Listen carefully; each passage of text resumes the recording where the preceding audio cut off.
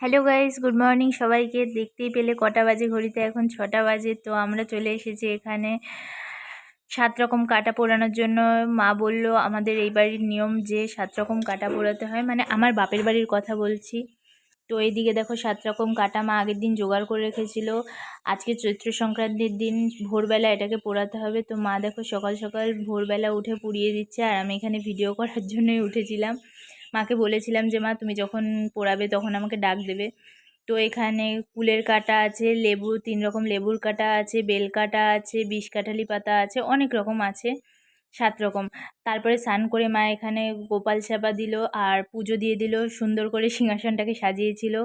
আজকে যেহেতু চৈত্র সংক্রান্তির দিন, আর মা এমনিতেই একটু ঠাকুর করতে বেশি ভালোবাসে। সব সময় মা যতটা পারে সাজানোর চেষ্টা করে। তো দেখো আমার গোকুলকে কিভাবে সাজিয়েছে, আর এদিকে দেখো সিংহাসনটাকে খুব সুন্দর করে সাজিয়েছিল। আমার পুজো দেওয়া শেষ করেও আমাদের আরেকটা নিয়ম ছিল বাপের বাড়িতেও, তো মা সেই নিয়মটা পালন করার জন্য তুলসী তলায় চলে গেল। প্রথমে তুলসী তলায় গিয়ে যেখানে গোবর দিয়ে লেপে রেখেছিল তুলসী তলা যেই জায়গাটা, সেই জায়গাটাতে প্রথমে একটা চৌকো করে দাগ টেনে নিল, কারণ এটা আমাদের এই বাড়ির নিয়ম। তো দাগ টানার পরে এটাকে অনেকবার করে ভাগ করে নিল, অনেক ভাগে এটা নাকি করতে হয়, এটা এইবারের নিয়ম।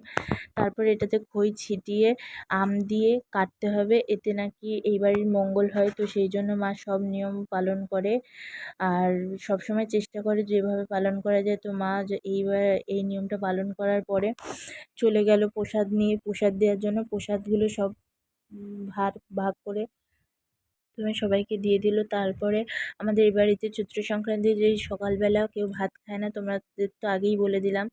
তো প্রথমে দই চিড়ে খই নিয়ে দই দিয়ে মেখে নিল, মাখার পরে নারকেল কুড়ানো আর মিষ্টি দিয়ে খেয়ে নিল। আর আমিও এদিকে দই চিড়ে খই মাখাটা খেয়ে নিলাম, কারণ আমি এই বাড়িতে আছি আর সত্যি দই চিড়ে খই মাখাটা আমার ভালোই লাগে খেতে।